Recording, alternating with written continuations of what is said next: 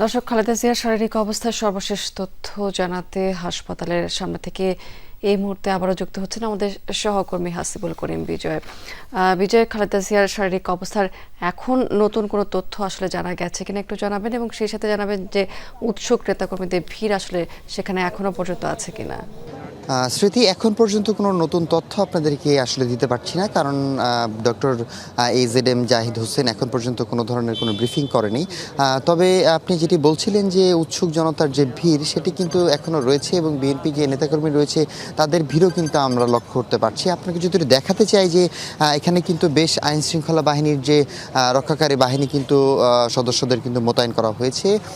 পাশাপাশি একটা জিনিস জানিয়ে রাখতে চাই যে চীন থেকে কিন্তু 5 জনের একটি টিম কিন্তু এসেছে খালেদা জিয়ার যে শারীরিক অবস্থা সেটি পর্যবেক্ষণ করতে, এবং তারা তার অবস্থার উন্নয়নের জন্য যথেষ্ট চেষ্টা করছে। এবং পাশাপাশি এখানে যে চিকিৎসার যে বোর্ড বসানো হয়েছে তাদের সাথেও চীনা যে টিম তারা আলোচনা করছেন, এবং কোনো না কোনোভাবে তাকে আসলে তার স্বাস্থ্যের অবস্থা আসলে উন্নতি করা যায় কিনা সে বিষয়ে তারা বেশ চেষ্টা চালাচ্ছেন। পাশাপাশি যদি বলি যে এখন পর্যন্ত ডক্টর AZM জাহিদ হোসেন তিনি কোনো ধরনের কোনো আপডেট দেয়নি, বা আজকে রাতে আসলে কোনো আপডেট দিবে কিনা সে বিষয়ে কিন্তু আমরা নিশ্চিত না।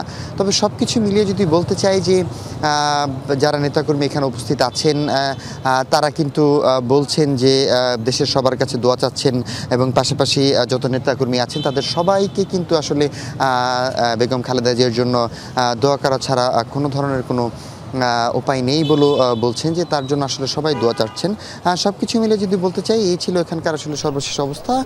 এরপরে যদি কোনো ধরনের কোনো আপডেট আমরা আসলে জানতে পারি সেটি স্মৃতি আপনাকে আমরা দিব।